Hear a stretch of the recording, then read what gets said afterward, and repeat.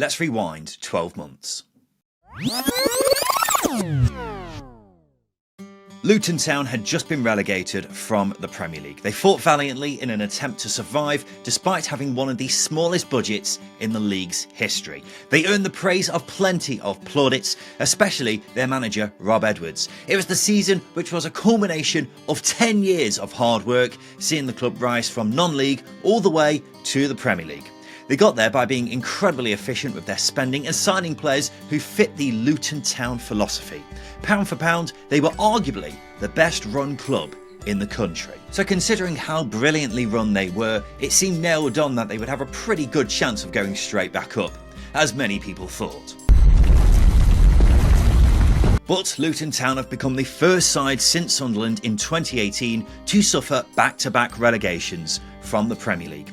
It's only the third time it's happened in the last 30 years. It's been a cataclysmic season, but even more so in modern day football, when newly relegated sides to the Championship are more or less always automatically in contention for promotion. So how has everything gone so badly wrong? Let's find out. I'm Ryan Dilks from the second tier, and this is Luton Town's disastrous 12 months. Wake me up when September ends.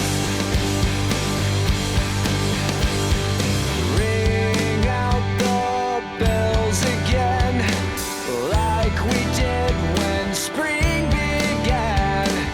Wake me up when September ends. Here comes the rain again, falling from the stairs, drenched in my pain again, becoming who we are. As my memory rests, but never forgets what I lost.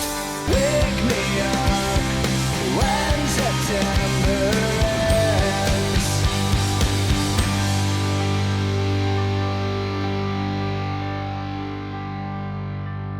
Usually when a team gets relegated from the Championship, you can summarise the main thing that's gone wrong. Why have Cardiff City been relegated? Oh, because they're run by incompetent clowns. Why have Plymouth Argyle been relegated? Because they appointed Wayne Rooney. With Luton Town, it's different. There isn't really one big thing. Their undoing this season has really come down to 4 big factors. So to properly give you an idea of what's gone wrong, we'll go through them one by one. Luton Town's recruitment has been almost perfect for years, but they ended up having their worst transfer window in their recent history at the worst possible time. When a team comes down from the Premier League, if you manage to keep hold of the core of your squad and tweak a few things, you usually won't be too far off. And last summer, Luton didn't really lose anyone of much significance. Obviously there was Ross Barkley, but I don't think anyone realistically expected him to drop down to the Championship. Albert Sambi Lokonga was an important player for them in the Premier League, but he was only on loan. Chidozie Ogbeni was a pretty bad loss, but they sold him for £8 million after only getting him on a free transfer the year before, so that's good business. The only other notable departures were Ryan Giles, who barely played for them in the Premier League, and Andros Townsend, who was in and out of the team. So yes, this squad was short in places and needed strengthening, but by and large, most of this side were playing regularly and performing well for them in the Premier League. But let's get a summary of how good their signings were last summer from former Luton manager Nathan Jones. I feel physically sick, literally sick. I could be sick. It's... The standout signing of the bunch is Mark McGuinness from Cardiff, who, in fairness to them, has probably been Luton's best player this season. But he did cost £10 million, so you'd bloody hope he would be. £10 million always seemed to be over the top, and he's still got a long way to go before he's paid that back. The only other player they spent money on in that summer transfer window was a Spanish midfielder called Lamine Fan, who cost £4 million, but didn't actually join Luton officially until the January. But that's just 2 signings made in the summer who Luton spent money on. During Luton's rise through the leagues, they were tight with their spending. They didn't have a lot of money, so they needed to be extra clever with their recruitment. Now that they actually had money from the Premier League, it was exciting to see what they could do with that in addition to their excellent recruitment. this wasn't exactly what the fans had in mind. The other signings made in the summer were free transfers. You had Shandon Baptiste, who's a fairly injury-prone midfielder who was at Brentford. Rule Walters, a 19-year-old defender who hadn't played a single game in senior football at the time Luton signed him. There was Liam Walsh, a midfielder whose most notable contribution this season has been getting sent off twice after coming on as a substitute. And Victor Moses, yes, that Victor Moses, who was exiled from the squad after Matt Bloomfield came in and hasn't been seen since. The transfer business left Luton fans very underwhelmed and left them very short on squad depth, particularly at the back. In a nutshell, they needed a hell of a lot more additions. Why that didn't happen is still unclear. Maybe it was a case of the club being complacent and thinking that the squad was strong enough as it is. Well, they soon found out that wasn't the case. By the time January came round, Luton were 20th, and that led to a fine example of panic buying. They spent around £12 million in the January window on Lasse Nordaas from Tromsø in Norway, Isaiah Jones from Middlesbrough, Theo Asgard from Wigan, and Milanec Ali from Exeter. With the exception of Nordaas, all those players I've mentioned there did have an impact at Luton. The issue was that impact didn't really happen until Luton started playing well again, which was around mid-March. In my view, I look at that January business and think Luton overpaid, Isaiah Jones being the key example here. He wasn't getting a look in at Middlesbrough, but Luton still paid £5 million for him. Overall, Luton have spent roughly £26 million on transfer fees in the past 12 months, the third most in the Championship, just to really add to the amount of underachievement that's happened this season. It left the squad seriously undercooked for the season ahead. Which brings me nicely onto... This is the starting 11 Luton had for their final game in the Premier League last season. Only 3 of these players aren't at the club now. So how have they done so badly despite having the vast majority of that squad still there that did so well for them in the Premier League? Well, the simple answer is virtually everyone has underperformed. We'll start with the goalkeeper Thomas Kaminski, who's had a very up and down season. He's had the odd game where he has been sublime, but he's had more occasions where he's cost Luton. Teddy Mengi got a lot of praise for his performances in the Premier League and was even being linked with a move away last summer, but he hasn't matched those performances this season and has missed most of it because of injury. Daiki Hashioka has barely featured for Luton this season, with the manager Matt Bloomfield just seemingly not fancying him. Alfie Doherty and Jordan Clark are a rare couple of players who will come out of this season with a small amount of credit because they've been amongst Luton's better performances. Admittedly though, that bar is very low. However, the front 3 from that game have really been the standout underperformers of this season. You've got Carlton Morris, who scored 11 goals in the Premier League. He's got just 8 this season in the Championship and has been poor all season long. Many were expecting Tariq Chong to be a pivotal player for Luton in the Championship after doing so well for them in the Premier League, but he has been absolutely woeful and has barely featured since Matt Bloomfield came in. The biggest underperformer of the season though has to be Elijah Adebayo, a guy who scored 10 goals for Luton in the Premier League. He's got just 5 this season, but the underlying numbers are absolutely brutal. This season he's missed 27 big chances, by far the most in the division. Also, no one even comes close to matching him for underperforming their XG as much as he has. 1 or 2 players not meeting expectation in a season is understandable. When it's virtually the entire squad, that's a problem. Why has it happened? Who knows? Were the players up for the fight? Were the players just so disappointed after getting relegated from the Premier League? Were they complacent and underestimated the Championship?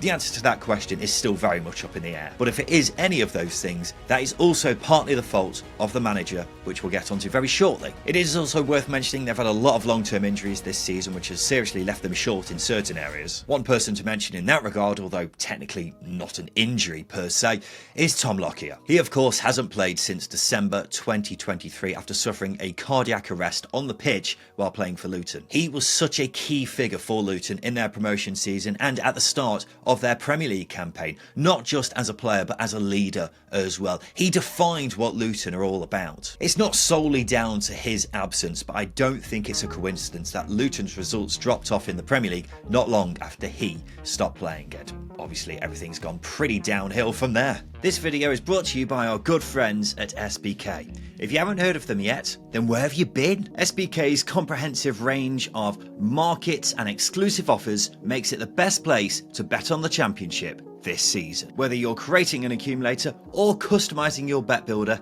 SBK has got you covered. Don't believe us? Sign up today and find out. One of the big things about Luton's terrible season is they weren't playing anything like the Luton who got promoted to the Premier League. That team was all about working your socks off, getting in the face of the opposition, moving the ball around quickly. The team this season have not been doing that, and that's why Rob Edwards was a big problem. He was essentially the darling of the Premier League. He was getting rave reviews for making Luton competitive despite their limited resources compared to the other teams. And even though Luton Town got relegated, his stock had risen, so much so that he was getting linked with the Ipswich Town job when there was speculation over Kieran McKellar's future. So heading into this season, it seemed like he was the perfect man to get Luton back to the Premier League, especially considering he got them promoted before. Instead, he oversaw a terrible start which just kept going on and on and on. His approaches to games were strange. As I said, Luton had their principles in the Championship, but they adjusted when they were in the Premier League. Because they had to. They were the underdogs in the Premier League. You can't be approaching a game against Man City the same way you would do against Preston, right? The problem was, Luton still seemed to be using their Premier League tactics when they were back in the Championship. Just repeatedly crossing the ball into the box, often with no rhyme or reason. When you're a team expecting to be fighting near the top end of the table, and you've got the talent that this Luton team has,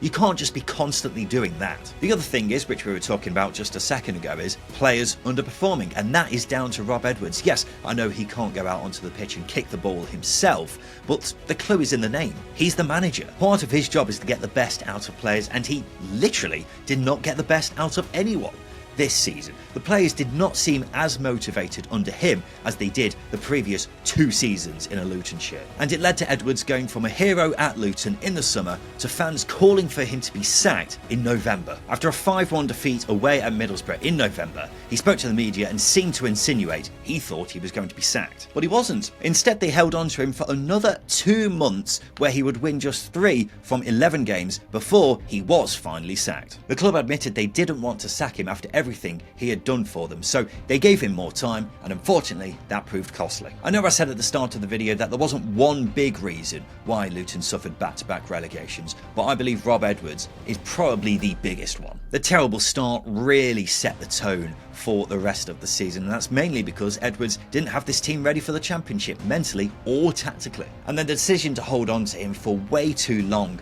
may have been the biggest act of self-harm of all. It had become blatantly obvious for a long time that Luton needed to change manager, and they didn't do it. Instead, they were too forgiving for what he did in getting them to the Premier League and for the job he did for them in the top flight. Most clubs would have sacked Edwards in the first couple of months because football's a brutal game. Instead, Luton had too much sentiment involved and ultimately came across as naive. And the mess Edwards left behind made it very difficult for whoever came in afterwards.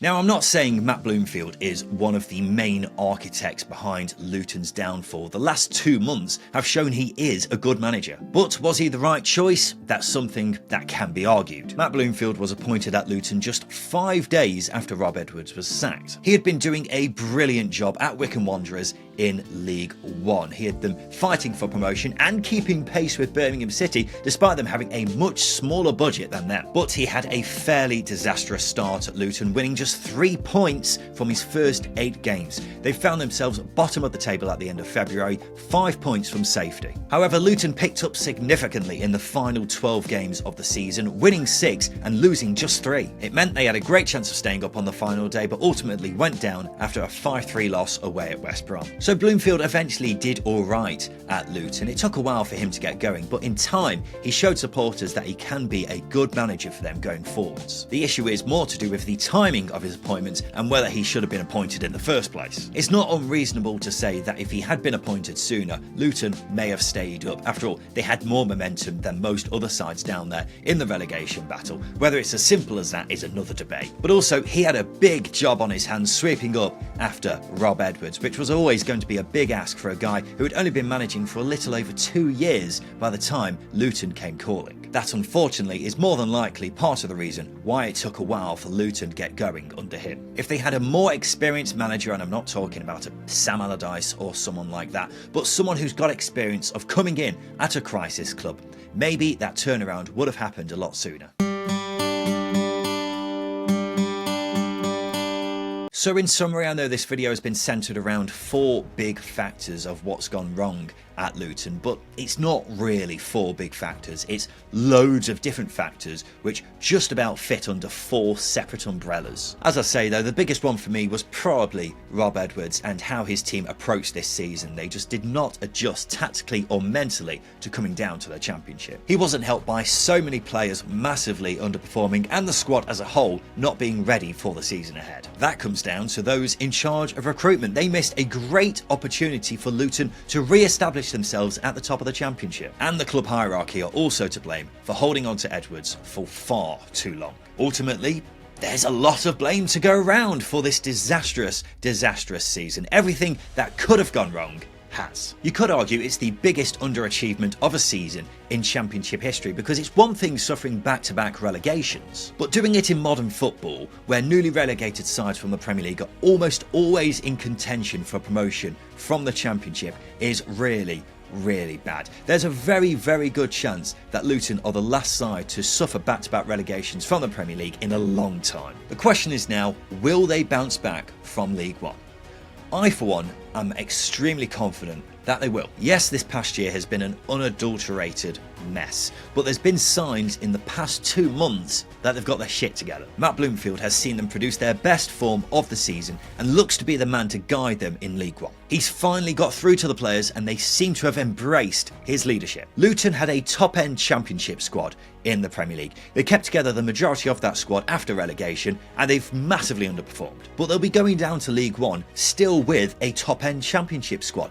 The likes of Carlton Morris, Elijah Adebayo, Tariff Chong, Jordan Clark, Ted Mengi, Alfie Doherty, all these guys should not be playing League One football. Will they all stay? I don't know, but that is undoubtedly well below their level. And the final thing to remember is, Luton will be by far the richest side in League One. They've got the money from the Premier League and parachute payments. They don't need to re-sign an entire new squad, but any additions they do need, they'll be able to get them in League One. And Birmingham City have highlighted this past season how the financial restrictions in League One are a lot more lax than they are in the Championship. So if they do choose to flex their muscles financially, they'll be able to overpower anyone else there. The most important question now though is, have Luton learnt from their mistakes this season? They underestimated the Championship, they cannot afford to do the same thing in League One. They need to get back to the principles which saw them climb all the way from non-league to the Premier League. And that means getting rid of anyone who wasn't up for the fight this past season and building around those who do want to see the club get back to where they were. And if they do that, then the past 12 months can be written off and forgotten about.